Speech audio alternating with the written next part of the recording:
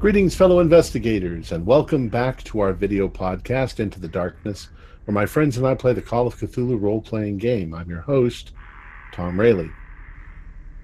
It has been said that curiosity killed the cat. Enough said. We are playing a Delta Green scenario entitled Lover in the Ice. This is episode 5. It was written by Caleb Stokes. I'm your game master, and the recap tonight will be done by Lucas Glassauer in the voice of his character, Agent Belladonna. The air is filled with ozone. The players are ready. Let's begin our journey into the darkness. Lucas? Thank you. Abuela, I thought about you quite a lot since the activation of my first mission with Delta Green. The many ghost stories, tall tales, and legends that you told me in front of the old brick fireplace in your home during the dark hours of the night. The stories that kept me up half the night in fear and fascination. And although I can never tell or give you exact details of my Delta Green experiences, I do believe I have a tale to rival the greatest ghost stories you've ever told, Yarnita Favorita. A story that myself and several others are living. A real life tale. If I were conveying this tale in its entirety, you would know far. An unusual ice storm in Missouri, a storage facility box full of strange and somewhat terrifying objects, a vicious attack of a possessed man, and a large worm the size of a strong man's arm. And now we find ourselves, as human beings, sending a makeshift bomb to go off and eradicate of said possessed man, Skip Mills, and his horribly murdered mother. All this in a day. It's time for R&R. We see what looks like a possibly abandoned police cruiser, its lights flashing, on our way back to the hotel. We did not stop, and so I fear for the officer on duty. But on we went and returned to our hotel to have dinner for an hour or so to make sure we were seen and our alibi was solid. Afterwards, Curly went and affirmed that the house had caught fire, while the rest of us began digging into the mysteries of the storage box back in our suite. On the subject of the storage facility, the surveillance footage of the area records the tree falling on our particular green box around 12:20 a.m. on January the 3rd. At 1:05, we see a shadowed figure enter, and about 25 minutes later, we see this figure stumble out, maybe drunk, maybe ill, I don't know, and disappear into the darkness. I have my suspicions that it was Mr. Skip Mills himself. We pile through the oddities one would never expect to find in a storage box, let alone together. A collection of Chicago maps from different eras, all focused on a building that could not be found at street level, from the surveyor who used to keep them. A stack of old matrix paper containing undeniable descriptive information of people's hands, at least 15 years of age. The papers themselves. An old 1960s Ryan Whitehead piece of fiction, a 9-sided box with similar and even smaller versions of 9-sided boxes within, an empty munitions box with many scratches, and a demonic sort of violin that when plucking its gut emits more noise at further distance, but none within its immediate vicinity. Koheme, my faculties are all being tested. May God give me strength, especially with what I will tell you next. I happened across a badly created sculpture of a wooden head with strange paintings on it. Embedded in its head was a wood axe. Splattered among the axe was a black stain which contains a high concentration of fluorine. It is a mystery. But to become stranger in the morning when we find that the head was moved. Que diablos pasó? No one moved it on their own. And after returning from the hotel's breakfast bar, we find it has moved again. First from its place on the floor to the counter, and now from the counter to the chair. It seems to be looking out the window. And then it truly becomes horrible. I went to grab it, to stuff it back into its bag, and I foolishly dropped it. The axe fell out and the head rolled, and kept rolling, into the kitchenette. Then up the wall, over the ceiling, and to the window. I grabbed the axe and threw it to Corky, who rightly slammed the axe back into its head, which once again rendered it lifeless. After several deep breaths and the sudden craving for a full bottle of Jose Cuervo, we all seemed to regain some sort of composure and looked at what was to be done next. Most of the crew will be digging back into the remaining storage facility items, while Nai and myself go to investigate Skip Mills again, our ground zero for the creature that is surely still out there. I would say that we are trained for this, but who can truly be that?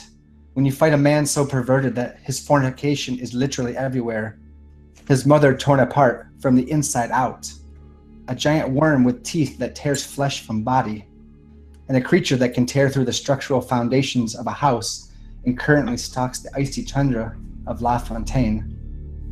Finally, a wooden head that is possessed by the devil himself. Who can be ready? Who can be prepared? Now, Grandma, you used to scare me with tales of El Cuco and La Lorana, making me shout with terrified glee as you acted it out in perfection. Every poor victim and every devious monster, orating the ghost stories to perfection. But Grandma, someday soon I hope to tell you a tale that will top even the dreaded Chupacabra. I will call you soon. We're going to investigate further the creature on the loose. Pray for us. Pray our survival and our sanity. For this is truly a tale becoming the darkest of them all. Excellent. So Agent Belladonna and Agent Nye have left. They've gone, they've taken the car, and they're heading towards Skip Mills' house. When what happened at the end of our last episode. Agent Silver solves the box, and in that moment there's a flash of light, the sound of a zzz, and the smell of ozone, and Agent Silver is vanished, along with the box. So what do the rest of you in the room do? Do I just cross that off the list then? I mean, I had that as number 4. That's gone. One less thing to inventory. Certainly, as a professional, that's exactly what you've done.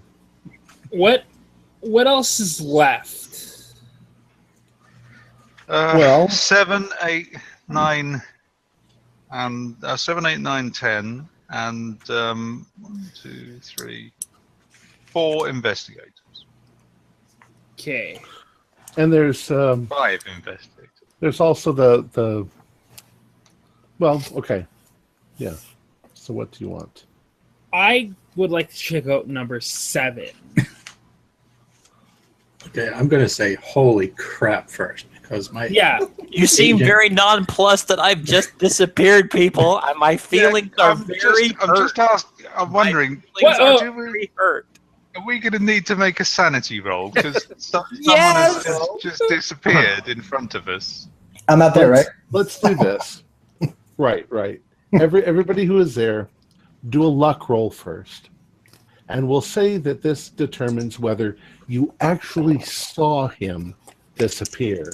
Otherwise, your head was turned. And when you turned back, I mean, for all you know, he walked into the other room. Oh. But we still would have heard that zzz kind of sound, right? The smell of brimstone in the air. I got a 72. Okay. I fail.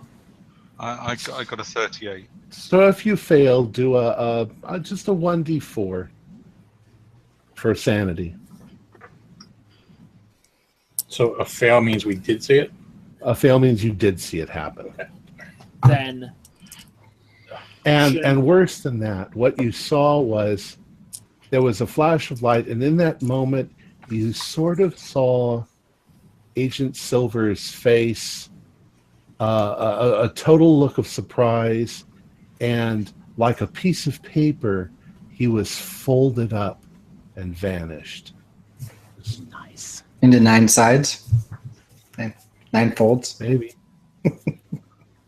Did the whole box disappear? All 9 of them? Everything, yeah. Okay. Should I just write that down as puzzling enahedron brackets missing? I got a 1. I'm very hurt. Very hurt. Holy. I know Belladonna's going to miss you very much, Silver. Damn right. There we go. She wanted to hear about his stories. She wants no stories. I've got a whole heap of questions, but let's finish examining and cataloging these items first. Did you not see that? I didn't see. I heard a zzz, That and was then Agent I turned Silver. around, and then he was gone. That zzz was Agent Silver. He is gone. Like he went up those steps in the woods. Oh no, we don't talk about that. What? I don't know what happened. Well, he was playing with the puzzle, and I thought he was turned just around. going to take out a little wooden doll or something at the bottom or at the end of that, but I turned around to make a few notes about something else, and he was gone. I'm going to walk to where gone, and I can smell the seaside in here for some reason. I'll walk to where he vanished and inspect the area. There is nothing. No dust. Nothing. Scorch marks? Right? No scorch marks. Nothing. But the smell of ozone in the air, like electricity. Like lightning had struck. I like the smell of ozone in the morning. The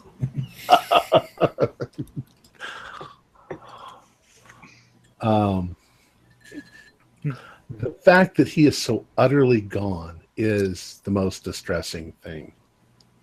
Now, if I remember right, he started with one size box and he was manipulating it, and then he got to a smaller box inside of that. Is that right? Correct. 9 boxes in total, all with 9 sides. When he got to the last one and he poofed, did the other ones poof with it? Yes. So all traces of the box. Everything went.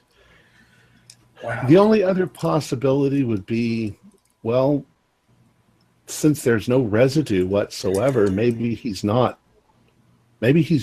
teleported or transported somewhere else. I'll try his phone.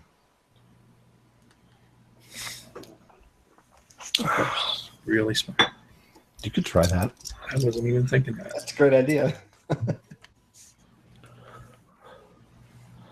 Do we want to really go through his personal, not personal phone, but No, I mean I'm phoning. I'm trying to call him. oh, okay. Do a luck roll. See if you get any bars. I'll start checking the room that we're in too, checking the other rooms. 35. Yes, I've passed. Okay. It rings and rings and rings, but there's no answer. So it's ringing. That must be he's still in this dimension. Not necessarily. If it rings for what, like 10 minutes, it says, "We're sorry. The person you're trying to reach cannot be found in this universe any longer. Please, yeah. You can't win." No. All right. Please leave a message after the vertagen. The roaming charges are going to kill you. Right. All right. I realize that we're all dealing with this horrible, horrible moment with levity, but all right. Agent Chemist, you had said that you wanted to do number 7. Yes. 7 is kind of a duffel bag.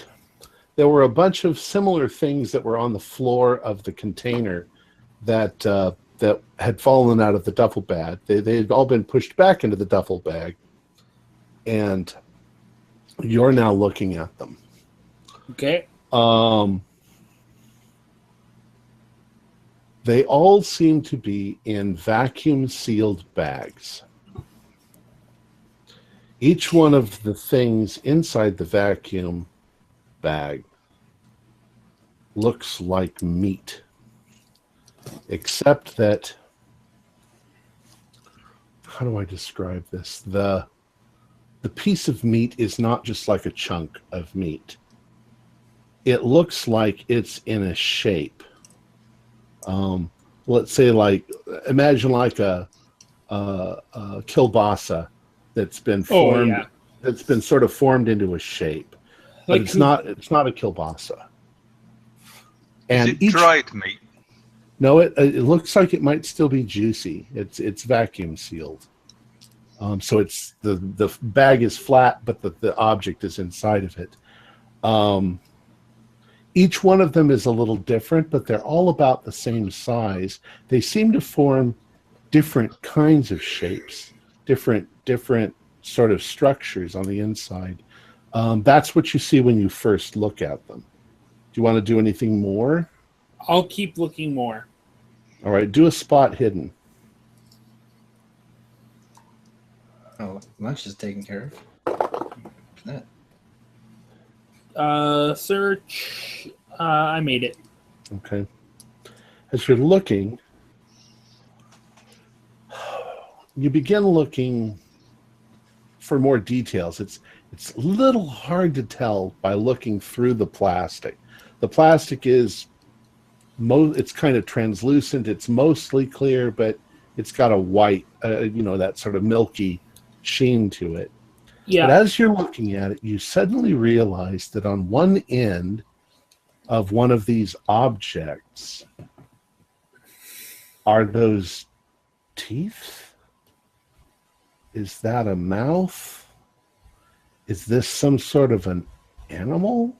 I drop it. Okay. Do a sanity roll. Yeah. I passed that. Okay. Well, it startles you. What languages does your character know other than English? Give me a second. Anything? Japanese. Japanese. Okay. Is anybody else looking over at Agent Chemist as he's looking at these things? There's dozens of them too inside this bag. So I assume you've removed some of them. Not out of the bag, but yes, I removed them out of the duffel bag. Languages for everybody. Let's say, Agent Corky. What languages does your character speak? I believe I just speak English. Okay. Does anybody speak any of the classical languages? Latin, Greek? No? Okay. Well, you start to notice, since Agent Chemist speaks Japanese, you think, now that you look at it, that whatever these objects are shaped like letters in various alphabets. You're not sure what they all are because they're in different languages, but you're pretty sure that one looks like an A, and that one there looks kind of like an O, and that one kind of looks like an N. It's very, very strange. So what do you want to do? Anything?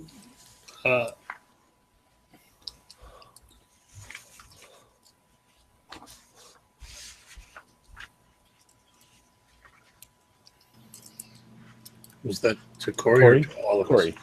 Okay. Oh, I'm just gonna keep on, trying to. I'm kind of shocked because I think I know what this is, and I'm like, I'm kind of scared. Do an occult roll.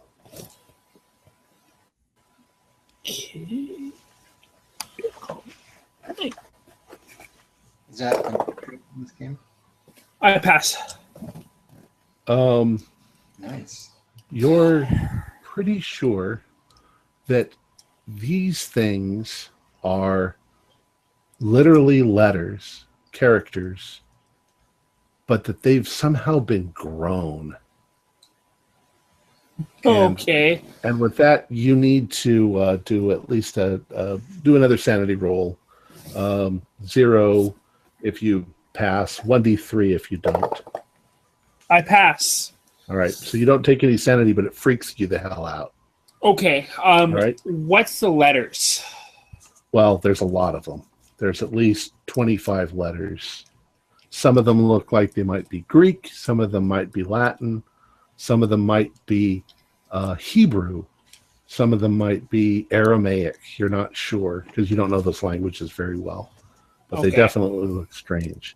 So let's skip from you and go to somebody else. Can I just? I'll just list that one down as haunted meat. Okay. Yeah. Yure no niku, I think that is. Isn't it? Yeah. Yure no niku. Okay, we have a few other things. I'll have a look at number 8. Can I ask Tom, the sanity loss that we took for saying Agent Silverproof, would that be considered helpless or mythos? Helplessness. Okay. Yeah, because it wasn't violent at all. Yeah. Or maybe it was. Yeah, it kind of fits all. Through. Yeah, actually, for you saw him fold up. Maybe it's maybe you'd take it for violence. Okay. Unless, just so you remember, if I check one of these boxes, I eventually get to the point where violence doesn't affect me. Right. Okay. So if you say it's a mythos, then I don't check any boxes. It's up to you. I'd say it was mythos. Mythos? Okay. Yeah.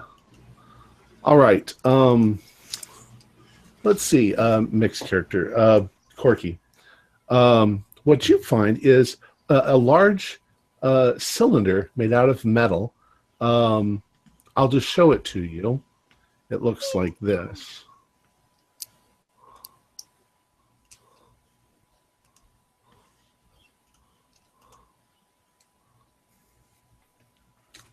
That is cool. It looks like something used in printing with cartoons on it or something. It looks like they might. It's hard to tell because they're reversed. Handy cap. But realize I just got the damn picture off the internet. It looks actually like it's written in French, you think. But like I say, everything is reversed. And it's just embossed. It's not set with type then. Correct. It's embossed. What number is this again? This is number 8. It's a rotoprint plate.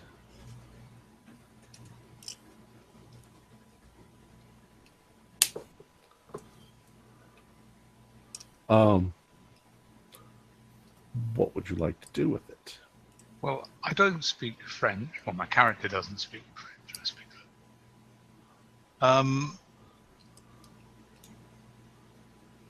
Do you have any skills in like art or history?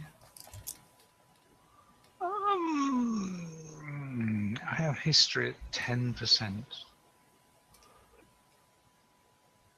Okay. You can try rolling that if you want. Oh, well, I'll try. I would say it's highly unlikely. How about this? Let's do a luck roll for me. 12. So, luck roll 34. That's a pass. Okay. Once again, it's difficult to tell because for one, there's no ink, so it's all silver. But there's something about some of the pictures, the comic strip that's on there that looks vaguely familiar. Like maybe you've seen this before somewhere and you're not sure where, in a magazine or something. And it may be from some famous comic strip person or artist. You're just not quite sure because it's just a little too hard to tell by looking at it this way. And actually, the whole thing is a comic strip. It goes all the way around. It's on all the sides. Is there a shaving mirror in the bathroom? Yes. I'll go and fetch the shaving mirror from the bathroom, Okay. and I'll just have a look at it in the shaving mirror. Okay. Now it is a cylinder, so you can't really see all the sides at the same time. Yeah. But as you're looking at it, you now see, and you're thinking, "Oh, I think I have seen this before," and you can see that there is, in little tiny print at the bottom, there is a name, Rodolphe Topfer, a famous, in those sort of realms, those sort of things. How is that spelled, please? Rodolphe, Rodolphe, and then Topfer, Topffer.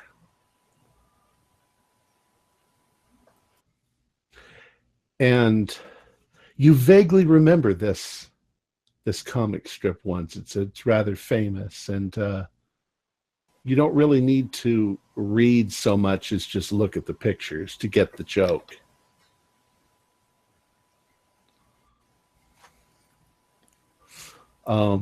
Are you looking at the whole, turning it around, looking at it? No. Okay. No, I'm just I've seen enough. I know what it is. It's a rotoprint plate. That's the name of the person who drew the things. It's in French. Those are the salient details. I'll catalogue it and move on. Okay. If it's anything like the New Yorker, you won't get it anyway. So.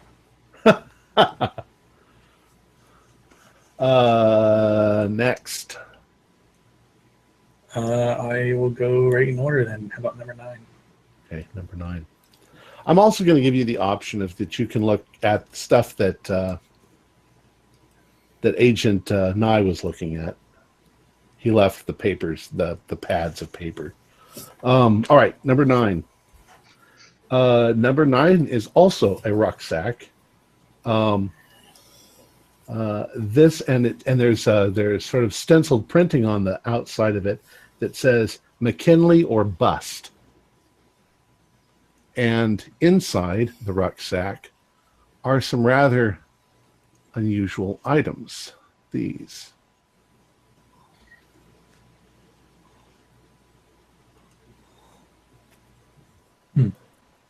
Pickaxe.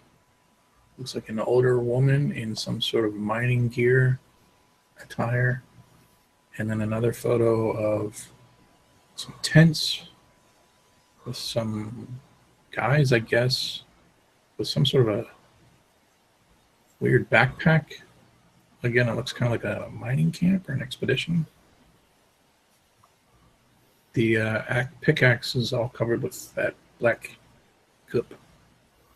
Is that the same black goop that we saw on the wooden skull or the wooden head? It's hard to tell. Same color? Yes. Okay.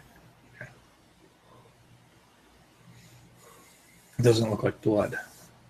No, looks different. I'm going to be careful not to touch any of that. And I'll just make note of it. And I'm not going to... Oh, wait. Is that actually supposed to be on there, Tom? The note on the bottom? Yes. Okay.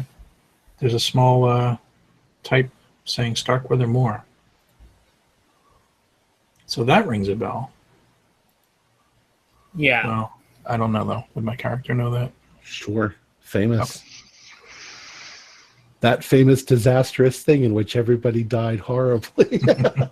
We don't know that, though. What's the famous Antarctic exploration? Okay, interesting. I'll make note of it, and I'll carefully put it back so as not to touch any of that. All right.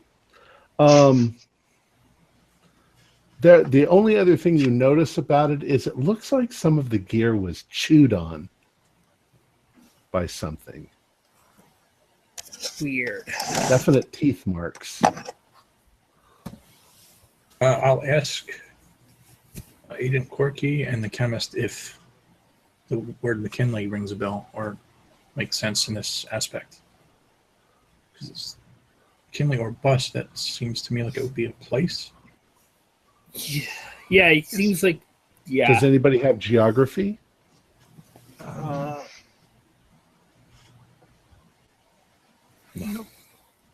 Nope. William McKinley, Mount McKinley? the 25th President of the United States.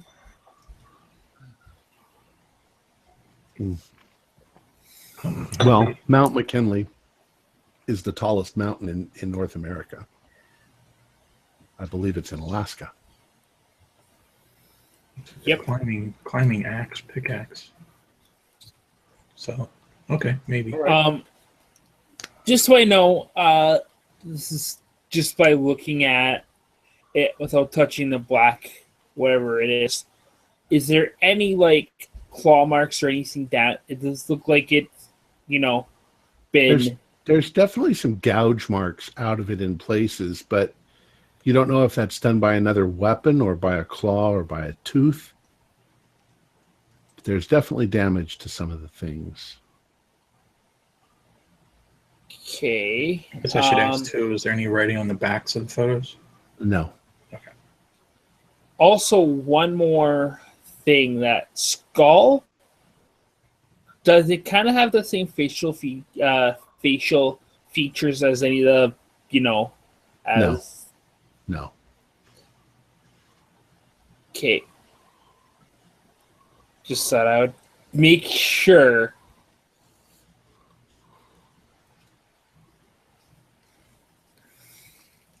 All right. We still have, let's see. I think 5 and 10. 5 is the violin. I think we just have 10. Gotcha. And then we have the continuation of what Agent Nye was working on. So who wants to look at 10? Let's all look at. Actually, it does kind of make sense that you would all kind of look at 10. 10 is a collection of paintings, portraits specifically. There's maybe half a dozen of them. There's probably maybe a dozen of them. Now, when you first start looking at them, the older ones are oil paintings. The newer ones are actual photographs, large photographs. They all contain pictures of families. And the one thing that you notice, the oldest ones with the paintings, does anybody have archaeology or art? No. Nope. I have a little archaeology, yes. Why don't you go ahead and try? Oh, my archaeology is 20, so... No. 13! Okay. Unlucky for some, not for me. You know that the oldest portrait here is probably from either the late 1400s or early 1500s. Good Lord. And the newest ones may be fairly current within the last, 20 years. It takes you a few minutes to realize what's going on here. But there are two people in each painting, a male and a female, a man and a woman, that are strikingly the same in every single picture. Twins. Yeah, but they're the same twins over and over and over again. The other members of the family change, but these two stay the same. And in the newest of the pictures, the last picture, you're pretty sure well, let me go ahead and see. Let's have you do a search. Have you do instead an alertness. Okay. Okay.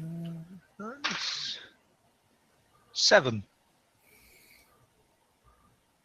out of 50. The last couple of portraits are pretty small. And when you look at them, you realize that you may have seen them before.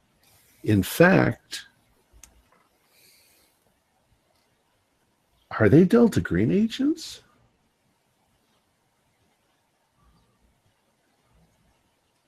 Have you seen them at FBI headquarters? You're not quite sure, but maybe. Who are these two? And you can do a sanity roll from unnatural. I say you can do it. No, I failed that. Everybody, or just? Well, you're all looking at the portraits, and I'm sure they've pointed out that they all look. There's the same person in each. I fail. If you fail 1d3, if you didn't, just 1. Okay, that goes over my breaking limit. 1. Okay, well, you've had a lot happen to you, Agent Chemist. And I think I get 3.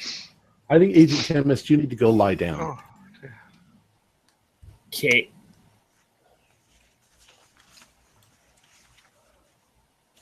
All right, let's jump over to Agent Belladonna and Agent Nye. Well, Agent Nye couldn't be here tonight, so he's just quiet tonight with Belladonna. Secret crush. All right, you guys were going to go and check out what's left of the burned house. Yes. Yep. And maybe get a little clue of past where that creature went. I think it's been a couple weeks now, but that was the first part. All right. When you arrive at Skip Mill's burned down house, the first thing you notice is, of course, that a lot of the snow was melted right near the house by the flames. Fortunately, it didn't light other houses on fire, and you're not really sure if there's any kind of marks that are left in the snow or ice or anything to indicate which direction whatever it is went. But this is the side of the house, and if it went in a straight line, it went this direction, the direction you're facing. And you've got a whole neighborhood that's in that direction. You're only looking around for about 10 minutes at the most, when you notice a policeman who was across the street, down a little ways, checking on things, that he's walking in your direction. Is there any way to know if this is the same police car we saw last night? They all look the same, black and white. Yeah. His has a little red cherry on it. Oh, they all have that. Okay. So we're outside the house. We've been looking around. Have we? Yeah. Is there any tracks or anything we can discover or have discovered? Lots of human tracks, because the firemen were all around this thing. But nothing quite telling. I think we've lost it. Damn it. We haven't gone anywhere. So the policeman walks up to you. Start becoming cautious. Hello, ma'am. Hello, officer. What y'all doing around here? Oh, we've been all over the last few days. I flashed my FEMA, what is it, lanyard, whatever it is. Probably a badge. lanyard. Can you was hold that back out for me? I just want to take a look at it real quick. So like her hand is like just cautiously at her side where her like sidearm is, but her other arm hand like shows, not that it's been shown, it's probably under her coat, but hey, she holds up, she's like, yeah. And he sees her hand, and he just reaches and he unclips his. And then he goes back to looking at the lanyard. Y'all FEMA, ma'am? Yes, both of us. You got any interest in this house here? What's going on? Well, honestly, I remember what FEMA is all the time here. I have to look back. Well, The federal emergency. this whole place is a disaster zone, and one of our coordinators, this is his location.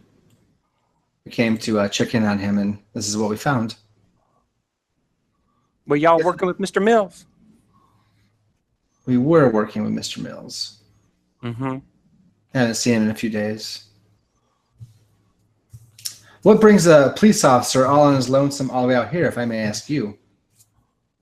You can ask. When's the last time y'all saw Mr. Mills? I think I'd like to have some of my questions answered first before I go any further with you.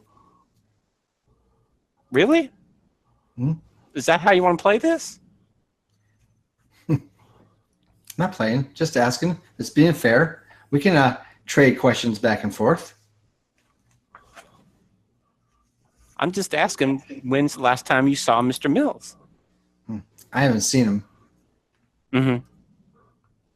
But how long y'all been in town? Enough time since this has begun. Y'all were here from day one? Let's see. How long has the storm been going for? Oh, the storm hit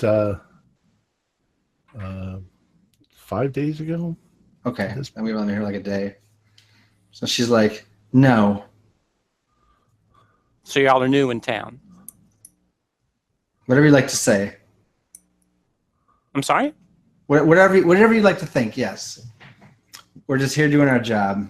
Mm-hmm. Me too. All right. And, this place went boom last night, and I'm just, checking around, making sure everybody's house is safe. And this one wasn't. And we saw a bunch of tire tracks. We saw a bunch of people hanging around, and I'm just coming in and I'm checking it out. I'm just making sure everything's okay. You can do your job, and I can do mine. But part of my job is to ask questions. Do you understand? Sure. This place exploded last night? And I just kind of, gesture toward the house. Well, I mean, I don't know what it looks like. I mean, does it look like, from what we were told, it caught fire, right? So I don't know if it looked like it exploded or actually, Tom, I guess I should ask you what the house does look like. It's completely destroyed. It's just a pile of rubble at this point. Okay. Right. I don't even think it's smoking anymore. Right. And the description I have is that, when I was nearby, pieces were falling from the sky. Okay. So I kind of, the character kind of knows what he's talking about when it comes to that. No, that's fine, because from her point of view, she's been like, at least from where she's at. Okay, so she's like, yeah, because she's like, it exploded. You can point to it, but it looks like it burned down to me. I'm not an expert in fires, of course, so.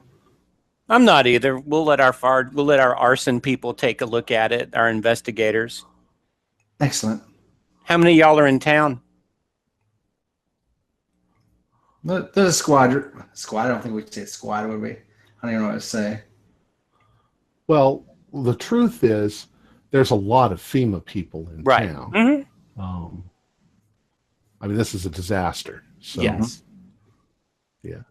It would be hard for for anybody to say how many there were in town. Okay. No, but if she's with the squad, I just want to know how many's in the squad. There's several. 1, 2, 3. You can stop me when I hit the number. 4, 5. You can keep going 6. all day. I think I've answered enough of your questions. Really? Let me see your ID again, please. No, that's fine. Really? Is that how you want to handle it?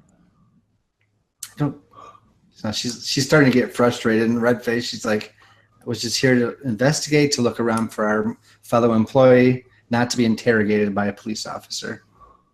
Aren't we on the same team? I don't know. It doesn't feel like we are right now. Mm-hmm. Feels like you're awfully suspicious. I don't like it.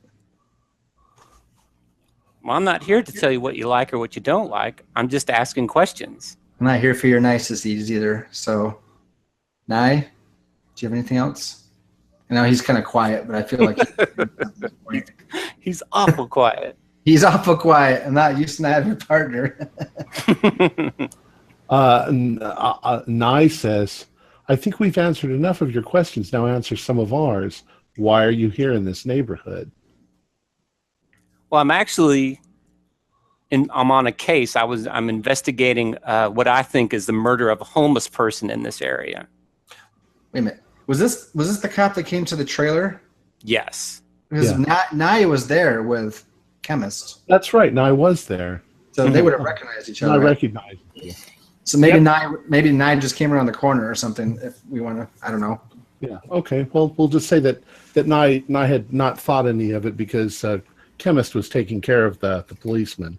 Aren't you that cop that came by the trailer the other day? Yes, sir, I am. Deputy Filigree again, sir. Ah. So what's this case that you're working on? A homeless person, you said? Well, it's just something I'm working on in my spare time. My bosses, my lieutenants, and the detectives, they don't think there's anything really into it, but it was just weird. And I'm just going around poking my nose in my spare time off my shifts. And it was just the weirdest thing I'd ever seen. Weird how? Explain it, please. Well, this is, as you know, it's been very cold around here recently.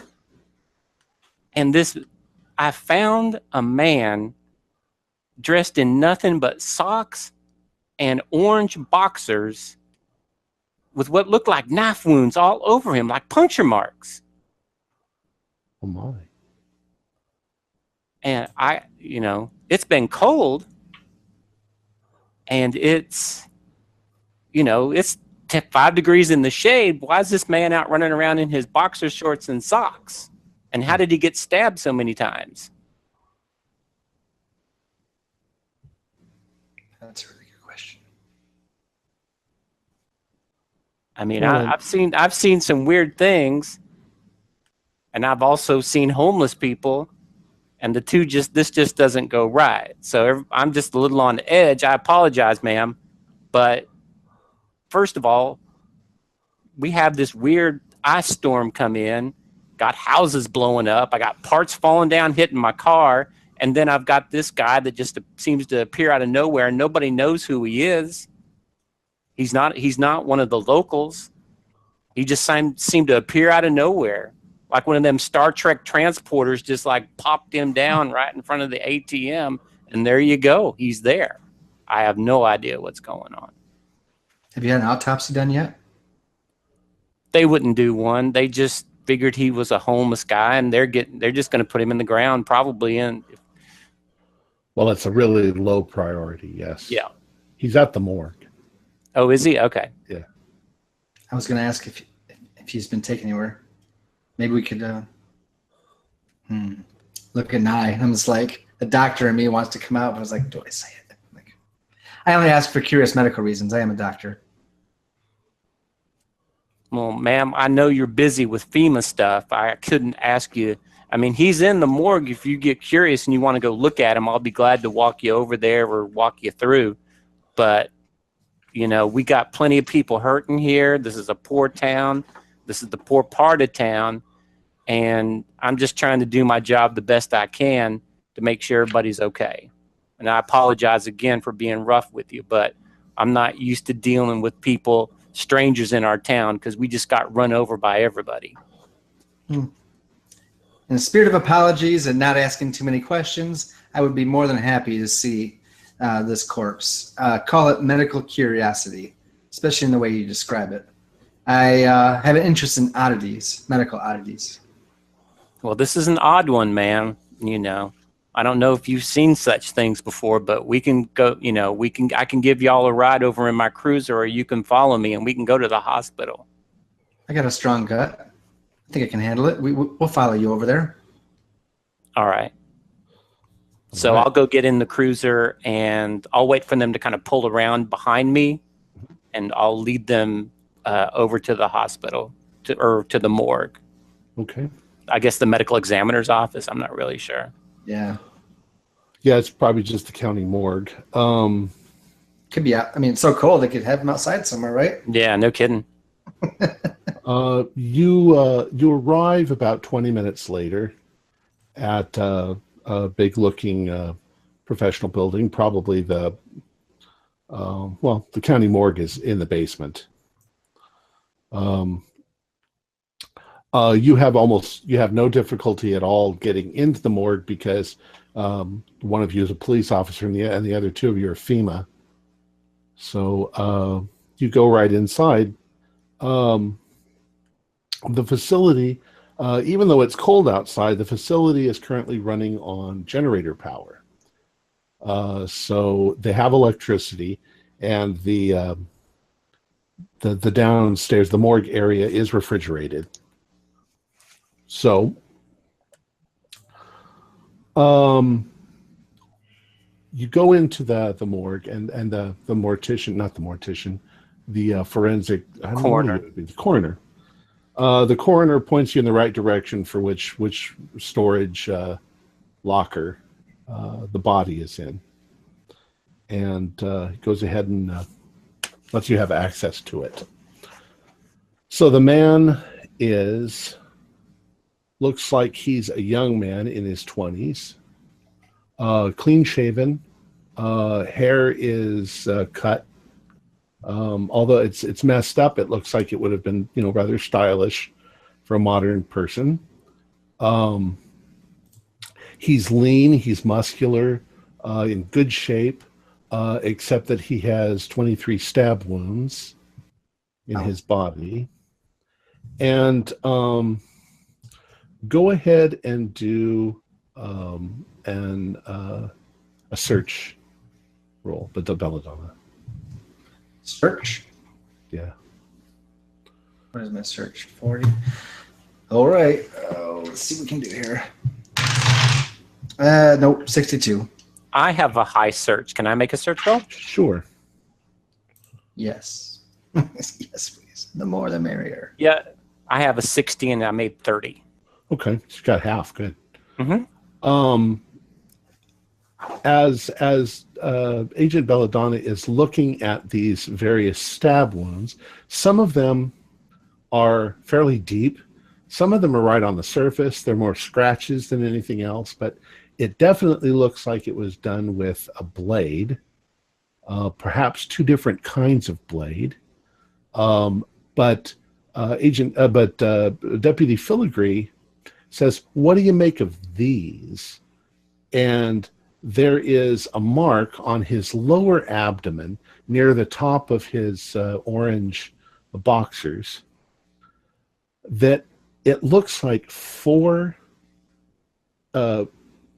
prongs or hooks had bitten into his flesh right there.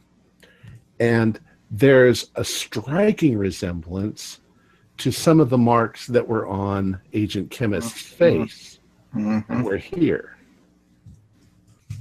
which is what you notice. It also, Agent Belladonna, if you look closer, go ahead and do another search, because there's something you might be able to. Come on. Oh, I got an 11. Okay, in that case, you now notice that two opposite of the puncture marks, there's evidence that blood was actually sucked out of that area by whatever this thing was. The other two don't show the same thing.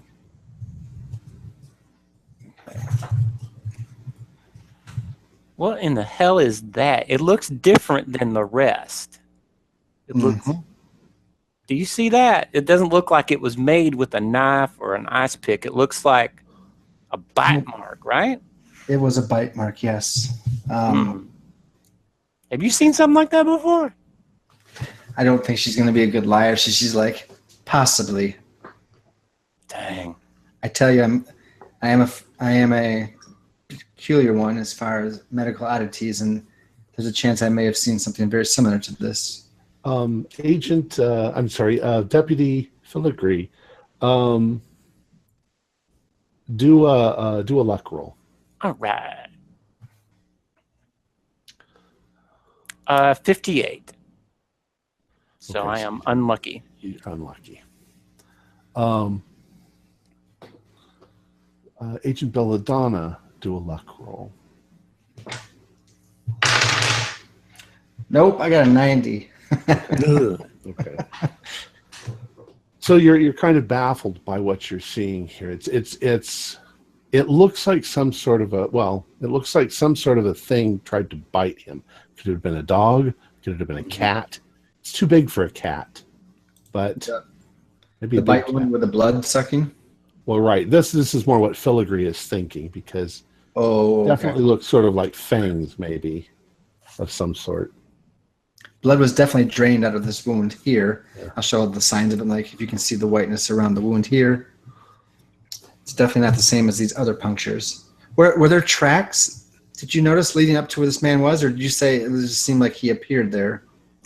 Ma'am, there weren't any tracks. You couldn't tell where he had walked up to where he was found. It was plain snow on the ground. Yeah. It was plain snow all around the ground. Agent Belladonna just dropped him there. Agent Belladonna, when you are looking at the wounds, and you pointed out that these were definitely sucking blood and these weren't, when you just slightly press on the skin where those other wounds are, you notice a kind of a yellow goo that oozes out of them a little bit. Oh, I know what that is. Is that pus? Is that pus? Are these like sores? What's going on here? It's a sort of pus. I definitely know I have the gloves on, but now I have to have the gloves on, of course. Yeah. And I'm not sure maybe if I take a sample of this, and maybe I do take a sample. Like, well, realize that you are in a room filled with medical examination equipment. Yep. Is there a way to analyze this stuff? Can I take the time? You can start. I mean, you can. I don't know what this is exactly. I've seen in the wound I saw that was similar to this, and I point to it. The resulting wounds also seem to secrete this stuff, and I point to the pus. If we have a moment, it's not going to be too much of your time. I could begin analyzation. Well, I know the coroner, Roger. You just go over to him, just be real nice, and just wink a little bit at him, and he'll let you use pretty much anything in here. I mean, I know he's busy, but he likes women. He likes nerds, science nerds. Go talk to him, and I'll just stand over here, like just pretend you didn't hear that from me. Just go talk to him. He'll let you use the equipment. You watch. All right. So now let's jump back to the others. While he's going to seduce the Roger. All right, you guys are for it, so I guess I got to. You guys are all back in the room. You've gone through most of the items. You've gone through all of the items except for the yellow pads, and you do notice that Agent Nye has been taking notes on some of the stuff that he's found. What do you guys want to do? Well, first of all, I'm assuming we've already established earlier on that we had a laptop, haven't we? Yes. So before looking through the notes, by way of a bit of background, I would like to Google. You're having trouble connecting to the internet, though. So. Oh dear. That's unfortunate. Well, let's have a look at the notes that Agent Nye has made. Okay, Agent Nye's notes basically tell you that the key to this whole mystery may be in this story. There seems some oddities in here, but he's not specific yet because he hasn't read them all yet. But you figure that all of you together could probably get through them in a couple of hours. Okay. I think we should probably do that then. Okay. Well, then I would like a volunteer to read. Nick? Go on then. You're our favorite dramatic reader. Just get my glasses. Give me a moment. Just a second. I don't think we've looked into the number 1. Number 1. Was map of Chicago meatworks that was impossible to find. Number 1 was the archival documents. Ah, okay. Thank you. Okay.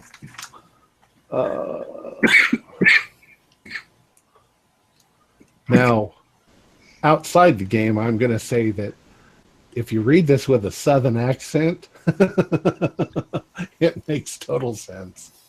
It's a little bit Southern. So. Oh, I can't wait to hear this. Oh, no. Yosemite Sam. Yosemite Sam. All right, here we go. Escape it, I said escape it, I said escape it. Not that Southern. Look at me when I'm talking to you, boy. You got to do foghorn leghorn. Yeah. I'll do, well, hush my mouth, eyes from the south too. South of where? South of where? South of London. South of... Possums and yam, and good old fish and chip. I'm not going to do the accent. All right. Because I can't. Escaping Altamira by Ryan Whitehead. They sent me to the jungle to write a violent and disparaging article about the Wild West, come round the wheel of history again, stopping its unique je ne sais quoi, and yours truly with the compass needle pointed south to a frontier town called Little Altamira. Sounds good to old Ryan, I said. I'd momentarily grown tired of wrestling with the people in my head, and it's a good plan in such instances to put down, to put some new folk in there, filtering out the mundane ones with healthy doses of whiskey, of course, or some fermented agave fruit, accounting for local custom. Apparently, the latest military coup wasn't content with its 15 minutes of dictatorship. Them crazy damn Brazilian generals fancied themselves capable of some man-sized Romanesque public works. Seems the psycho bastards are cutting themselves a road through the green hell alongside the river, the Amazon River. Got everyone in on it. Government men whipping indigenous tribesmen and brown proles with bulldozers for 12 hours of feverish bushwhacking. They got themselves a goddamn circus in their muddy wake. This nomad encampment called Lil Altamira. As the road pushes through the humid jungle stink and poisonous everything, the town follows behind, serving the workers with booze and drugs and the bodies of its women. Everyone hitchhiking along in the earth-moving spoonfuls of American-made cats and juice-and-a-half trucks. I don't know where them boys get the energy for that much fucking myself.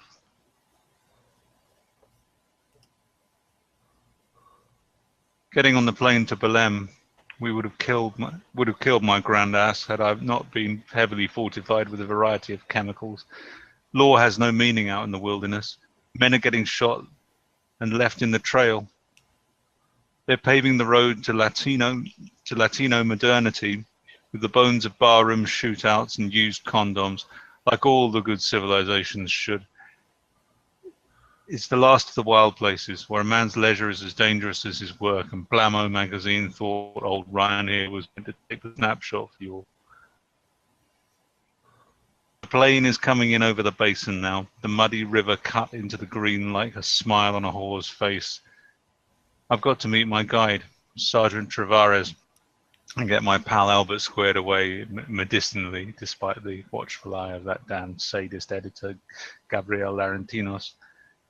We'll get a bead on the local debauchery by point of contrast, and then it's off, down the road to the town of dreams, the one that's never in the same place twice, but always 2 lanes wide, where we hope to meet men intent on fucking and drinking their way into places humanity weren't meant to tread. And the rest water is damage. weather damage. So later on, you find this. That god-cursed Tupi dropped us off on the road. No. That god-cursed Tupi dropped us off on the road a goddamn marathon away from town. Look, Chief, I don't know they're raping your land. Sorry, I know they're raping your land, but don't charge me for watching and expect noble savage treatment in my immortal prose, asshole. Speaking of violation, my entourage of Americans, whores, and heavy machine operators came across a strange sight as we humped our shit down the jungle road. I was just thinking to myself, this must be what those boys in Nam feel like when we saw the idols. Sorry, I was just thinking to myself, this must be what those boys in Nam feel like when we saw the idols. The things were some 7 feet tall and dotted the road like attractions. The crew even blasted some of the things apart in their eagerness. The sight sets me to mind of Francisco de Orellana, and I can see why the old priest named it Amazon in 1542. The rock shows these great granite women with clubs attacking this strapping young man with such enormous equipment he don't have no room for legs no more. He just drags his huge junk through the dirt while walking on his hands. Poor fellow's pecker must have crossed the weight limit for pleasure and into pain. The prehistoric ladies ain't having it no more, and the bastard's so ugly I can't say as I blame them. Loyalties to a fellow brother be damned. The ones they ain't blasted aren't well preserved. In the floodplain, it seems. I can only glean the stone comic book on one, and all the likenesses of the fella have their faces worn away. No eyes, just a big sucking hole for a mouth. Got to remember to call a museum down here before these savages bash their whole history to hell and gravel. So it's got some really weird spacing. Yeah, sorry. It does that sometimes when you have to write this down. I can't make sense of it. We saw the smoke of the town a full day earlier than expected. The workers must have cut ahead by 10 miles, which might as well be on the moon in the rainy season. Me and Albert were worried that they'd gotten sick of the Nomad Act and put down roots, which left a short jump to laws and culture and no story for old Whitey. Far fucking from it. We're no sooner inside of the tents when these topless women run at us with drinks in hand, titties flopping out. The menfolk too are mostly naked in various stages of arousal. Whole place is recovering from a Caligula level orgy the night before. The crew seems disappointed it didn't beat some record and is primed to try again. Makes me wonder if anyone was left to actually cut the trees up ahead. Little Altamira was too damned horny to move. Albert and I ditched the she-bitch editor and soldier to dive right in. We think we're big men, doing it for journalism and the US of A and whatnot. Things get fuzzy, but it's about the craziest damn time I can remember having. Men and women trailing off into the woods to fuck, music everywhere, booze, drugs, etc. A real loving. I lost my intended partner in a crush as one senorita after another found my lap, fighting over me like a piece of meat as we drank in the massive, sweaty tents. Then came the gunfire. Army men came out of the direction of the work camp, firing in the air. They looked beat to shit. Some were hauling moaning men in improvised stretchers. They were just firing into crowds on the road. Anybody fucking runs for it. Anybody coming out of the woods, they all get stitched up. And the ones with machetes set upon the bodies, it's a fascist wet dream. Before I can pull myself out of the shock, they start lining us up and take us behind the shed. I'm scared shitless already when their officer stalks out of the night. Hard bastard, was more scratched than skin. He was bleeding from everywhere. With these dead eyes, he cuts himself somewhere with a shaving razor, looking each person in the eyes as he does it. About the fourth one down, he cuts his face. The girl in front of him, she gives this moan in response, a deep one, pleasant. Then she's being dragged out of line by her hair. The soldiers, they circle up around her in a C shape. real careful to give us a view. The ones not doing that form a line and cock their rifles. I'm pissing myself, staring down the barrels, begging in all the languages I know when I see the girl on the ground. She's still hot to trot, writhing around in the mud like a horny dog, fainting towards different men, like she can't decide which one she wants more. Then El Jefe shouts something, and the guys start beating her to death with their rifle stocks. I see it all, but El Jefe, he sees me. He's staring straight at us. He starts pointing at folks in the line, and they open up with them goddamn guns each time. The man left of me goes down. The couple on my right scores more. Blood was pooling in the tracks left by the bulldozers. All that was left was me and maybe half a dozen others, though I'm too fucking scared to count at the time. There's this eerie calm between the beat-up girl's last breath and the sounds of the jungle resuming. Then there's this rustling in the underbrush, and weird clicking sounds, kind of like when a kid clips a playing card in the spokes of their bicycle tire, like the chirping of a cricket or a cicada, only lower and louder from every direction. Next thing I know, they're shooting again, but this time into the trees, screaming, "Amante, Amante!" Some brute grabs me and runs us down the road, sends us sprinting down the muddy road in the dead of night. I swear I can hear those chirping noises, rushing past us as we run, heading towards the gunfire and the growing glow of fires. Albert is already halfway back to the boat, landing by the time I catch up to him. His face is cut to shit and he's got no answers for me. What happened? What the hell happened? Guess that old boy Conrad was right about the jungle. More weather-damaged pages. Woke up this morning to find Albert stabbing one of the soldiers with something. He held it in his mouth and went at the man like a fucking woodpecker. Whatever it was, the scene unfolded like a hypersexual nightmare. The Brazilians that made it back to the boat with us almost wiped themselves out in the crossfire, trying to hit him on full auto in the middle of the raging river. He came at me then, with that thing writhing out from him, like he intended on fucking me with it.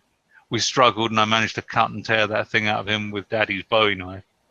Albert, screaming like a madman, fell backwards and overboard. Even in the deep water, the piranha made his blood froth in the surf. Those men that were left threw their own dead to the fish. They didn't hesitate. I was pinned under some luggage, and the thing was still flopping around in my hand. I slammed it shut inside an ammo box. I can still hear it thrashing around in there. Maybe a doctor or a biologist back home will, I don't know. I've been trying this time to come up with a clear picture of what happened in that steamy, dreadful jungle, but the words just don't cut it. I'm not even sure why I'm making the attempt. If the pursuit of happiness is the greatest goal for a man like me, I'm afraid that opportunity is gone forever. I'm haunted by the experience, and any deals I've made with the bottle have. I can't read the rest because the pictures are there. Sorry, any deals I have made with the bottle have proved ineffective. Fuck it, I'm done. Agent Curley, you find this piece of paper along with the pads.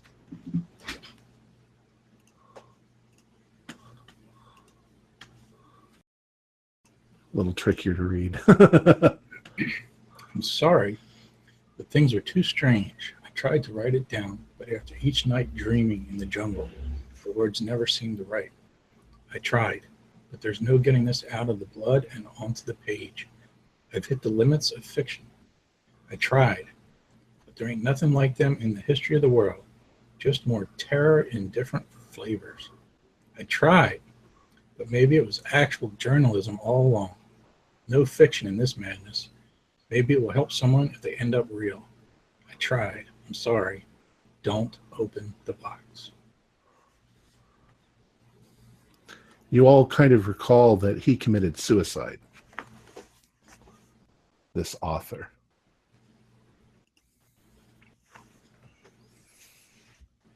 So are we to assume from that Amante was the thing they were firing at?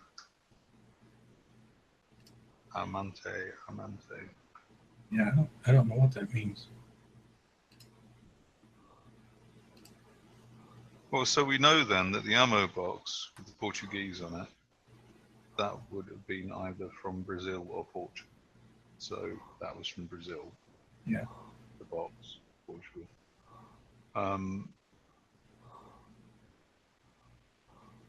What was the time period on this? Um, Do we know that?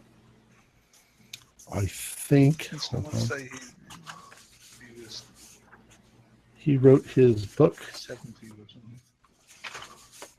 I believe, in the 30s. Oh. But let me verify that.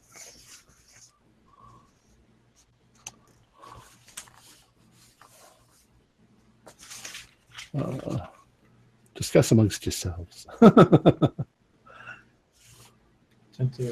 in the 1960s. 60s. Ryan Whitehead? 68.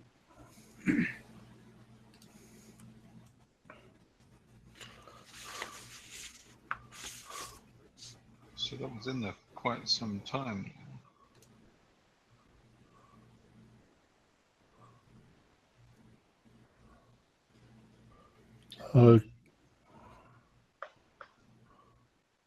Well, I mean,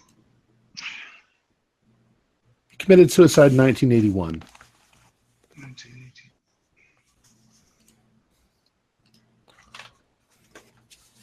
Okay. Let me figure out. Now, are we going to take a leap and assume that it was one of those worm things in the box? That's what I was thinking too. But the date? Could something have survived in that box all this time without any food or water? Well, I showed them what I found, those weird. I'm like, do you think these are still alive, or do you think they're kind of like? I thought that you were resting because you reached your sanity limit. Oh yeah. You had already showed them those. The weird thing. Okay. So he showed us what? I'm sorry. The specimens that he found wrapped in freeze dried in plastic. Meat. Oh, right. Okay. Well, look. I mean, this is a green box. This is a Delta Green store. So we can assume that these aren't run-of-the-mill biological samples. True. So I find it quite believable that whatever was in that box could sit in there for 20 or 30 years.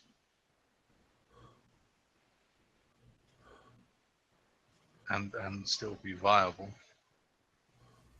Maybe it's in some sort of state of dormancy. I'm not a biologist, but and that sounds like the same thing that was in Skip Mill's body and that what bit Agent Chemist. I do hope that it was the same thing, because the other opportunity, the other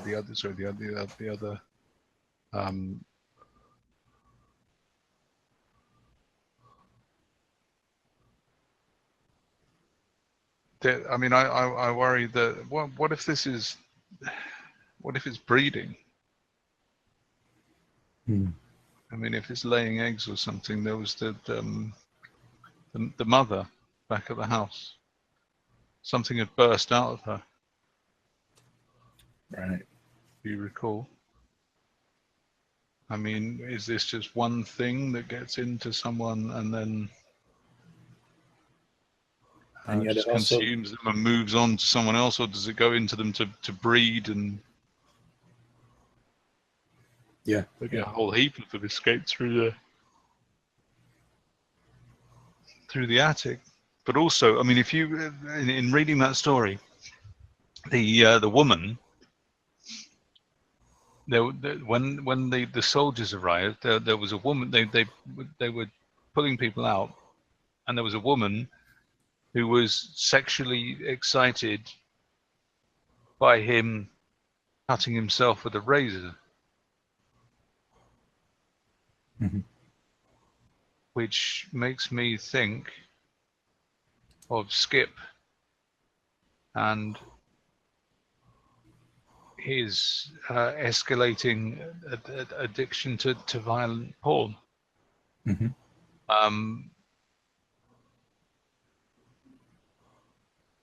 Which kind of makes me think that it's the same thing. Now, if the woman was infected and they were firing at things in the woods, it's not just a one-off, is it? I mean, it's perhaps it can infect multiple people.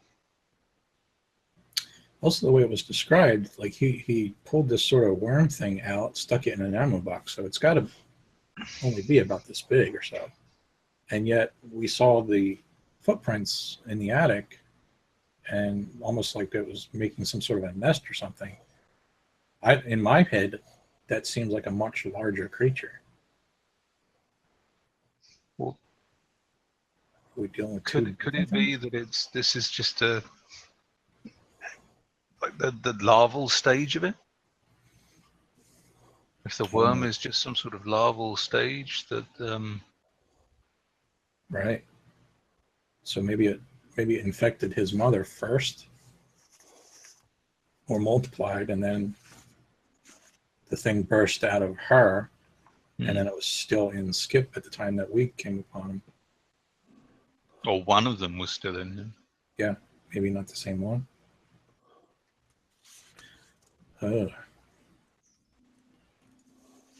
We don't just we haven't been in communication with Nye or Belladonna, so do we know anything about the body that was found at the ATM? No. Well, only Just what Agent Chemist has told you, that's what the policeman had said, but okay. He had dismissed it as unimportant. Okay, I won't let it. Here's a thought.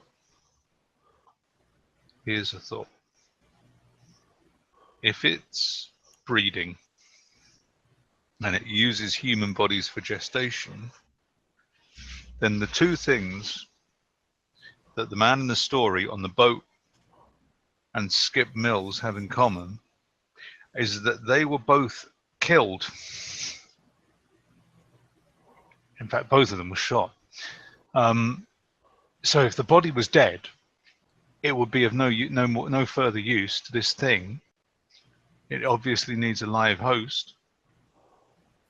When it was killed, that's when it tried to get out of the body and infect another host. In this case, Agent Chemist. Is that? Correct me then, because I thought he pulled it out of his partner's mouth, and then his partner fell backwards into the water and was killed in the water. He his friend Albert tried to, as he said, fuck him with it, right. And he pulled it out and managed to cut it off with a Bowie knife. And then the other men shot Albert, and Albert fell into the water and died. It was eaten by piranha as he jammed this thing into the ammo box. Well, if it comes out with the aim of infecting other people, yeah, then my concern is then that we might potentially have an infection on our hands. Well, I don't know if you remember or not, and I look around to see, make sure Agent Chemist isn't in the room with us. I don't know if you remember or not, but I was sort of half joking about this, that I'm watching Agent Chemist to see if he becomes a little randy, shall we say. It seems to be the first sign. Yeah, his behavior back at the house was kind of weird. We should watch him around Agent Belladonna.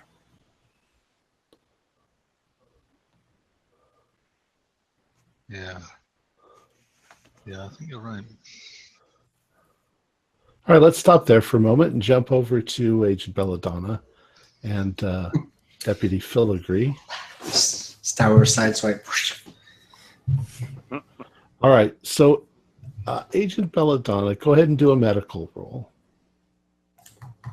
Have I gotten permission to do stuff? Yes. You're welcome to. You show Okay, your doing the medical autopsy. Well, Is this for autopsy? Or we the first thing you were going to do is look at the goo. Okay. Medicine is 60. I can't. No, first aid kit's not going to matter. So, okay. I rolled a 96. Okay. I must not be used to this equipment. You're trying to get it to work, and the power won't seem to work for it. But maybe you can come back to it later. So you want to do the autopsy then? Yeah, if I get frustrated, I'm just like, why is this not working? Okay. I'm missing something. It's too damn cold in here. All right. Anyway. I'm going to say now I have no idea how long an autopsy actually takes. Please interject if anybody does know, but we'll say an hour. It's that's a minimum, I would think. I mean, all the major organs come out and get weighed and are looked at, and yeah. I mean, they're going to focus on the wound areas as well. All right. Everything about this person seems completely normal, except in the wound area. Okay. Wherever this yellow stuff is, there seems to be the evidence of a slight transformation of some sort in the tissue. But it's halted. It's not happening any longer. Okay. Which boisters your curiosity about the yellow goo. Okay. So I noticed that the flesh around the wound was changing in a way. Right. Was it becoming tougher or different texture or? The texture was changing. The color was changing. Was it becoming like scar tissue, like thicker? Or like it was rewriting the DNA. Oh, snap. The government's gonna like getting their hand on this. No. So while she's doing the autopsy, I think just because I forgot this earlier, just like casually, she's like looking down, looking at it. She just starts talking to Deputy. Was it Filigree? Is that right? Mm-hmm. Yeah. She's like, in all of my excitement to come over here, I forgot to ask. Did you happen to locate Skip Mills? No, ma'am. We haven't found Mr. Mills yet. We don't know what happened to Skip. So he didn't die in the fire. I don't know, ma'am. I haven't talked to the fire department yet. I don't know if they found any bodies in there or not. I don't know if he was in there trying to keep warm and the gas blew up. I mean, I can get that information. I can call over there. Our female location would probably be good to know since it is one of our employees, but just curious. I have to admit, this is a weakness. I got sidetracked, definitely, but besides that, I had nothing else to do, so I'm glad we're here. So that's okay. So no skip. No skip yet. I guess I keep working unless there's anything else I can do. I'm not sure what else there is to do at the moment. I mean, I would complete an official autopsy if that was the legality and all that. All right. Yeah, you complete an official. Did you want to take a look at the goo anymore? Yes. All right. Go ahead and do another medical. See if you pass. And just to be clear, I am using Maria J. Whitman as my alias for the official autopsy. I was wondering that. Yeah, which has been on my lanyard and everything. I am not my quote-unquote name or my agent name. Nobody calls you Belladonna. Nope. Yeah. You just have... Are you like Madonna? You just have one name? Yes. Okay, so I'm rolling medical again. Mm-hmm. Come on. Mama needs a new bucket of goo. Let's do this. Oh, I got a 6. Okay. That's quite. You decide that you're going to examine some of this transformed area of the body, and under a microscope, what you see appears that this yellow stuff is somehow transforming the cellular structure It penetrates the cells. It changes the mitochondria and so forth. It causes them to begin to reproduce some sort of other entity, something that if there's a large quantity of this, you surmise if it's pumped into the body, it would do something. It would grow something or transform the body into something else. How much of this information is she sharing with me? Well, maybe she just blabs out loud.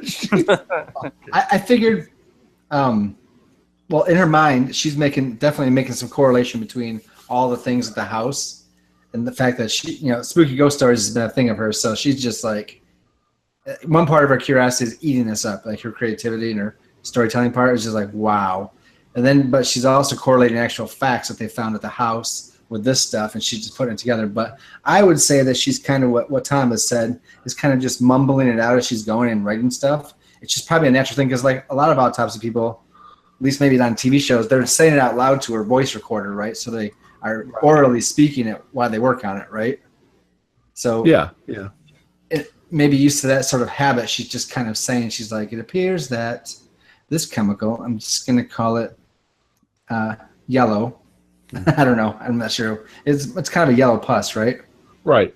Yellow substance. I'm just going to call it yellow 1. It's not a food coloring. Appears to change the integrity of the genetic makeup of the skin.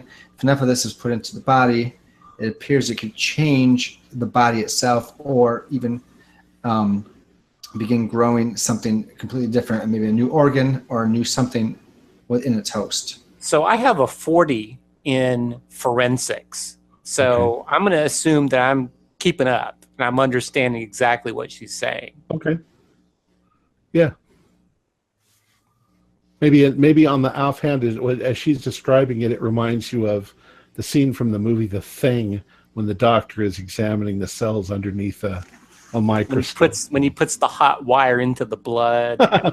And maybe during this time, I'd like to ask Nye, like just to ask her, would you check in on our chemist to make sure all of his experiments are going well, and everyone else that we're with, make sure everything else is going according to power? I'm sorry, what do you want? You want him to call Agent Chemist? I just want him to call and check in, basically. Oh, okay. Check in with the crew. I mean, I'll have you go ahead and roll a luck roll. Oh, for bars, okay. I rolled a 45. Okay. Who's he calling? Let's see. Oh, you said chemist. Chemist, you're lying on the bed, and you're trying to blank out your mind, and your phone begins to ring. Okay. You're almost asleep too.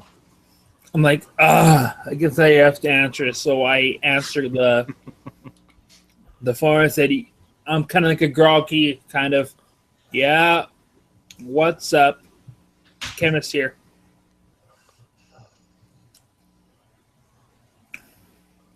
Is that me calling, or is it Nye? Oh, that's Nye. How you doing? It could be better. I was just trying to sleep. Just almost fell asleep, but I'm not feeling that good right now. All right. Where's everybody else? I think they're still doing. I think they're still looking at more of the stuff. Oh, so you're laying down? Yeah, I'm not feeling that great right now. Why don't you pass me? Call Agent Corky in. Give me Just your phone. one second. I then go and hey Corky, Nye is calling. Here you go. Oh, thank you. Hello? Hey, what's up? Anything? Yeah, I think we've got quite a lead here. We've been looking through the Altamira thing. Oh, the stuff I was working on. Yeah, I thought there might be. Yeah, the Brown Whitehead stuff. Yeah, it seems to be talking about an incident in the Brazilian jungle involving something referred to as amante. Amante? Yeah, which fits the description of the same worm thing that we've encountered. It also mentions in it that he put it in an ammo box. The ammo box has Portuguese written on it, so I'm assuming that that is the ammo box in question. Amante. Hey, Agent Belladonna, what does amante mean in Spanish?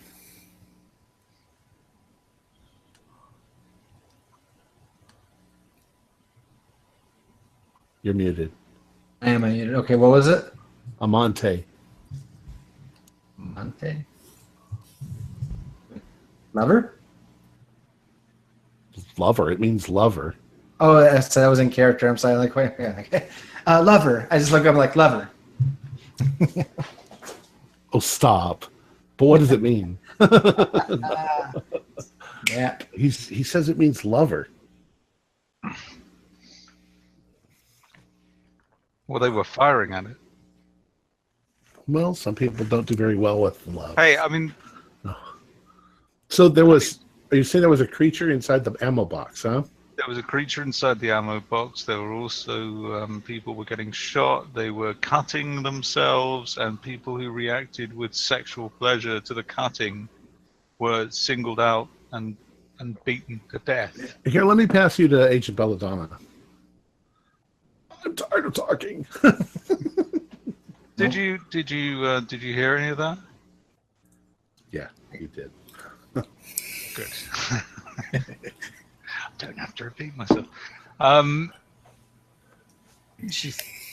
So look, I think we've got a very definite lead on this thing. It's looking like I would suggest that the scenario we've got is that Skip Mills went into that unit. He I don't know, maybe he opened the ammo box. Maybe the ammo box had fallen from a shelf and come open. Either way, he was infected by this thing. I think it could be breeding. I mean, there could be a number of these things now. There could be multiple people infected with these things. So she kind of like points to for Filigree to like take a look to the microscope real quick, and so she can step aside with a phone. She's like, kind of be on the other side of the room. She's like doing an autopsy right now on a corpse. Nye and chemists were speaking to a police officer yesterday, and he was investigating a case on a bum or a homeless man. I'm here doing an autopsy on that man. He has the same wounds that chemist had on his face.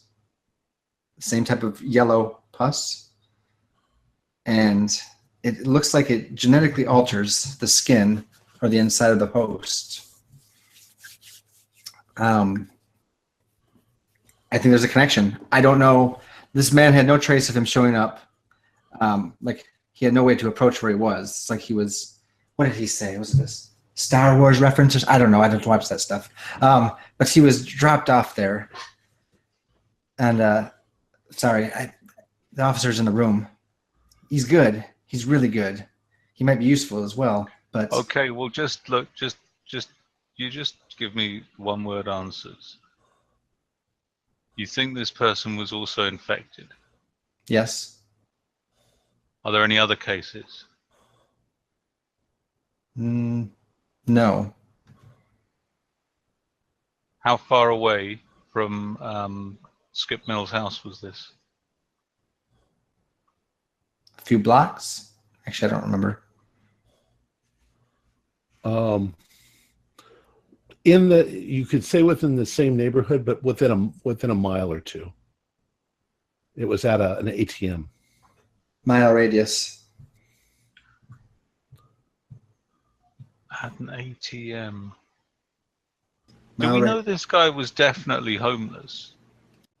Well, not from the area. In your opinion, he's clean cut. He's got a haircut. He's dressed in actually what would have been a good pair of underwear and socks. Right. Remember, I said my bosses were the one that said it was a homeless person. Okay. They discouraged me from investigating it further. She steps out of the room like now at this point. She's like, he's not a homeless man. He came from somewhere. He was in boxers and socks in the middle of this weather. He had 23 stab wounds on his body, punctures, like from a knife or a blade, different. But in the lower abdomen area, the 4-pronged mark that chemist had on his face matches this about exactly.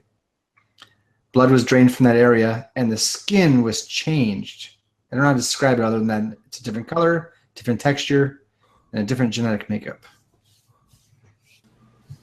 Agent Bell is on it. Do an idea roll. Idea. Is that intelligence? Yeah, intelligence. I have that. All right. I'd say. I rolled a 41 out of 85. Okay. Something pops back into your mind. Something that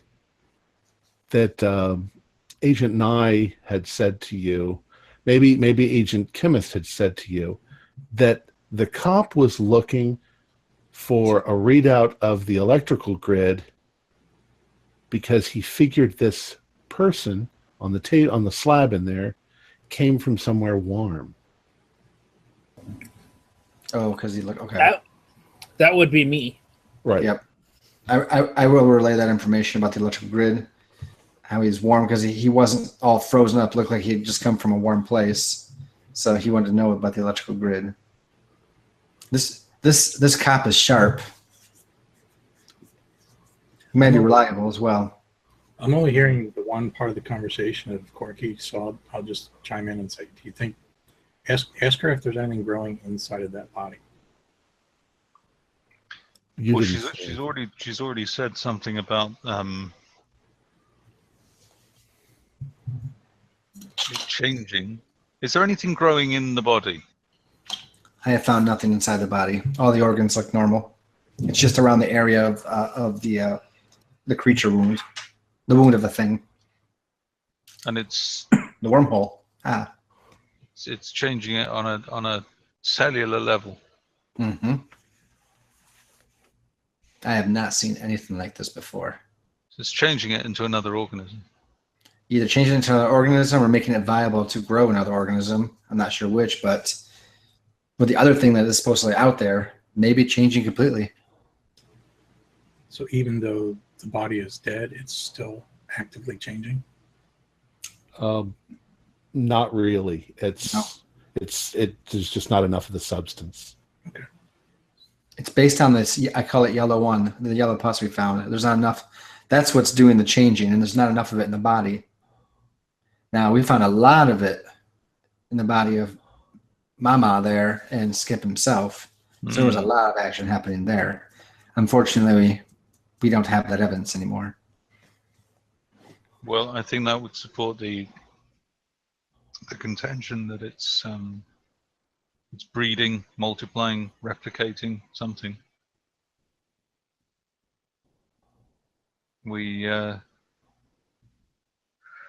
Right, we need to deal with this before it gets out of hand. I'm finishing an official autopsy, and then we're going to come back. What do I do about this police officer? Recommendations? I mean, our rules tell us that we can have friendlies, that we can let in on things. We just can't let them know about everything. We'll clear everything away. Bring him back here. Okay. We'll clear everything away. And as far as he's concerned, it's just some kind of bacterial contagion. FEMA are dealing with it because the CDC can't get in fast enough. Okay. See you So soon. we'll just, as far as he's concerned, FEMA are dealing with it, and we'll hand off to the CDC as and when they arrive. All right.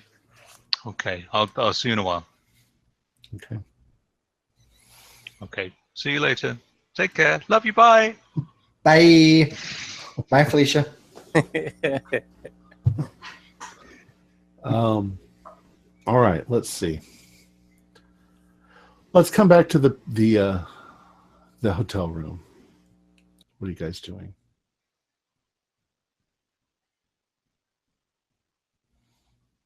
Well, Other than sitting quietly and staring at me. I grab my phone and I'm like, I'm going to go to bed. I'm going to.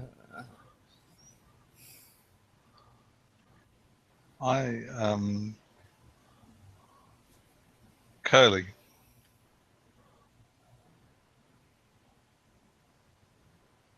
If this thing bites people and that changes them on a cellular level, and someone has been bitten. Say no more. Say no more.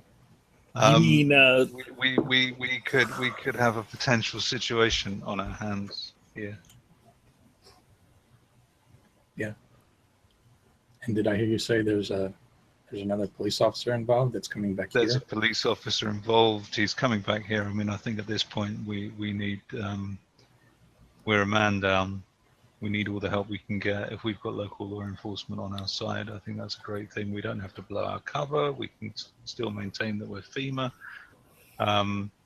Just say that we've liaised with CDC. They're not going to be able to get anyone in for 48 hours. We'll hand off to them when they arrive. But in the meantime, we're going to take over this matter. Potential biological agent of some sort, potential infection. That's all he needs to know. But in the meantime, we need to get all this stuff bagged up and packed away. I mean, it's all been catalogued now. We know what's here. Just don't want it all lying around when Geezer arrives. I was really hoping there would have been something in those notes and legal pads about what happened to Agent Silver. Yeah, I don't think that's connected with that. I mean, that's... And there's nothing else in here that mentions that enahedron. I'm really stumped. I don't know what to do about that. Unless those meat letters have something to do with it. Or the comic. Maybe it was just a random mistake. Accident.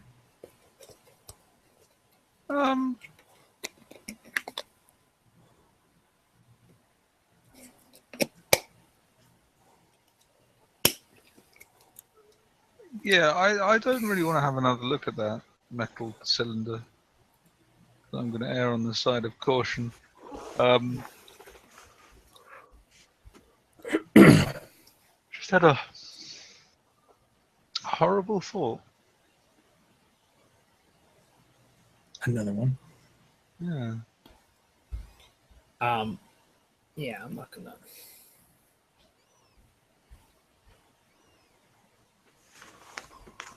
But I think most of these, with the exception of the ammo box and the notes, pretty much everything else is unconnected.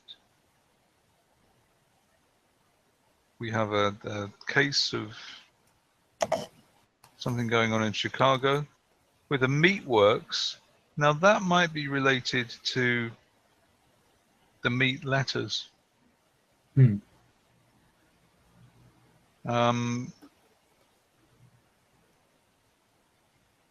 the pickaxe with the black goo, which is also on the wooden head.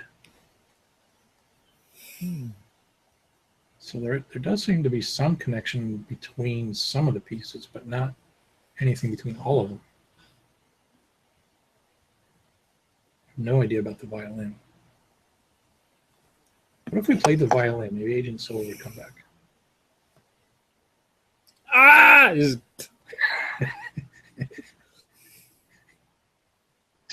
he that? Is he making noises in there? Like something might be writhing inside him. I hope not. Actually, you know what? Now's a good time to ask before everybody's around. Should we set him on fire? If something has to be done, are you up for the task, or am I? Sorry. If something has to be done, then we have to do it. Has to be contained. Okay. Give me a signal. And also, I believe the same applies to the police officer. Yes. No. Oh, hey guys! I didn't hear you come in. I'm right here. We've located mills. We've taken an inventory of the green box, including seeing if anything is missing. Well, something is missing now. That enahedron is missing now. Number 4, that's missing, and Agent Silver is missing as well, along with it.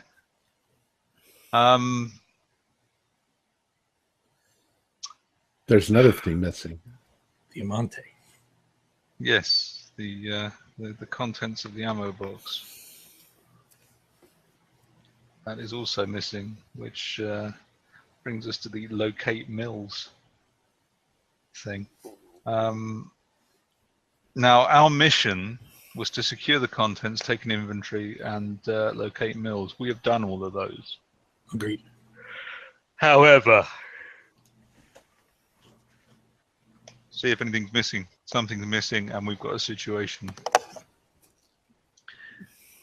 I'm going to assume at this point that we do not need to contact anyone. You know, there is a situation. We need to contain that situation. Yeah, we need. I think that's implicit within in our remit. And quickly too, because this is happening fast. Yes. Okay. Well, let's get this stuff squared away in one of the bedrooms.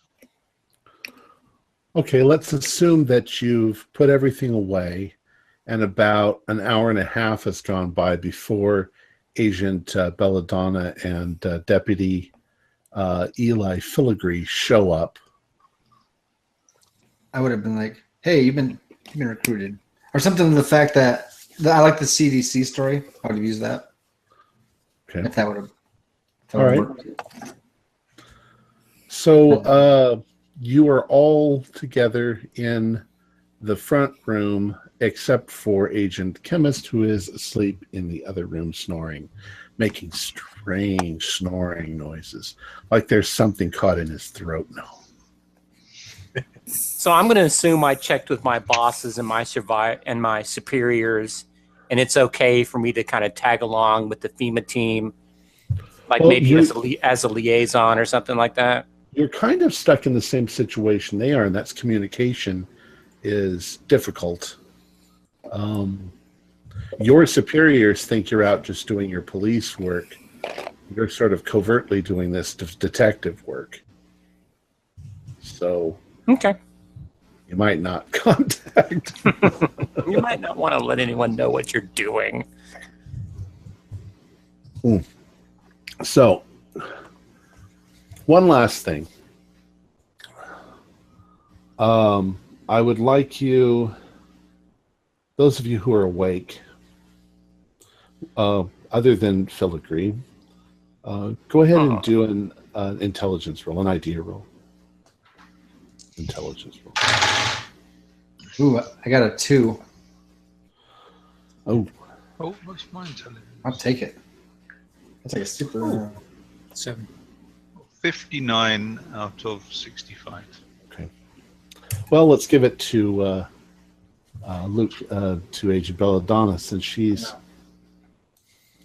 You guys have more or less briefed Belladonna, at least in as much as you can say in front of Filigree. But Belladonna, it suddenly occurs to you that the story happens in Brazil, in the jungle, and that the office and Skip Mill's house had the temperature turned way up. Okay. Okay. I would like to. I have to tell somebody. I'm like, Oh. Okay, so I forgot about that. Let's see, who is it? Curly. I'll just do that significant PC glance that. You know. So subtle. I would never pick up on that. All the paragraphs. Just in the look, but or something like that. To get someone aside, just to be able to share it with somebody. Yeah, actually, I was going to ask you, when you autopsied that body, did those wounds look like they were self-inflicted? Were you able to tell that? I don't know. No, they were kind of in an odd spot. Okay. I thought maybe he somehow became aware of the thing that was in him and was trying to get it out. I thought about that too, but I couldn't determine if it was self-inflicted or from someone else. Well, I mean, your impression, Belladonna, is that comparing it to the story that you're now aware of, and comparing it to what happened to Agent Chemist, it looks like the thing didn't get a chance to get a good firm hold. You know. Okay. Oh, I just thought of something. Go ahead. The temperature. That's what I wanted to tell you. Yes. I just thought, sorry if I'm metagaming this, tell me. But the police officer talked about the body materializing in front of the ATM. There were no tracks. It's like he was dropped off there. What if Agent Silver was materialized somewhere? Maybe they're connected. Maybe. Well, to clarify, it wasn't Agent Silver. He saw the body at the ATM, but it had been snowing, so right. I didn't see any tracks. It doesn't mean there weren't any there, but they were covered over by the fresh snow. Okay, I misunderstood that. Sorry. Still, the body was. It wasn't. Yeah. The temperature of the trailer and Skip Mill's house were both extremely warm. It just popped in my head. I'm going to share that with you. Okay. Seems like most all this is connecting. And I feel as though... I remember when I first met y'all, I thought he came from someplace warm because he was dressed like he was from Florida on vacation or something. And so I came over to Skip's office and I got the grid map. Y'all were kind enough to give it to me. And what I was going to do was look for places on the grid. You know how they can find grow houses? Y'all know what grow houses are? Mm-hmm. Where they can find that by seeing who's got a big draw of electricity, or like we rent helicopters and we fly over and we look for thermal imaging. So I was thinking we could see if there were some houses that had a big electrical draw or were warmer than usual or something of that nature. That's an excellent idea. Did you find anything? Did I find anything? You were in the process. You were Okay. literally going through the neighborhoods, checking off houses one by one. Okay. Most places are abandoned, and Right. Even some of the ones that had their heat on were abandoned. But you hadn't by far. You hadn't even gotten to the houses that were near Skip Mills' house. Was Skip Mills' house on my list? It would have been. And Yeah. I actually flipped through it. I have it in my, clipboard or whatever, and I just kind of show where I was going through. And I flip through and I find Skip Mills' house, and I put my finger on it and I show it to the FEMA team. Okay. And we'll leave it at this. 3 doors down from Skip Mills' house, there is a house that is also fairly warm and has a power draw, and is on the side of the house that the breakout was. You gotta go there. We'll just have to go check that out next time. So we'll leave it at that. Perfect. And our players included Lucas Glasshauer, Corey Heisted, Bill Mize, Mick Swan, Jeff Wilkins, and Wayne Worthy, with yours truly as the keeper of the secrets. Our musical intro, Digital Bark, was composed by Kevin MacLeod and is used royalty-free under a Creative Commons Attribution license. We're currently producing 4 shows a week with music and sound effects added in post-production in order to create a richer listener experience. We provide audio-only versions of our shows free for you to download from Podbean or iTunes. Patrons of our show can now enjoy recordings of our pre- and post-game conversations. Some of the funniest and most interesting stuff occurs before and after the show. If you'd like to become a patron, visit our Patreon account. Just $1 or $2 a month will help us a lot. Like, share, and subscribe to our channel for updates on our latest shows, and leave us some comments. We love hearing from you. This is Tom Rayleigh, together with all the members of our gaming club, inviting you to journey with us once again into the darkness for another adventure into the universe of H.P. Lovecraft and the Call of Cthulhu role-playing game. Until next time, good luck and good gaming.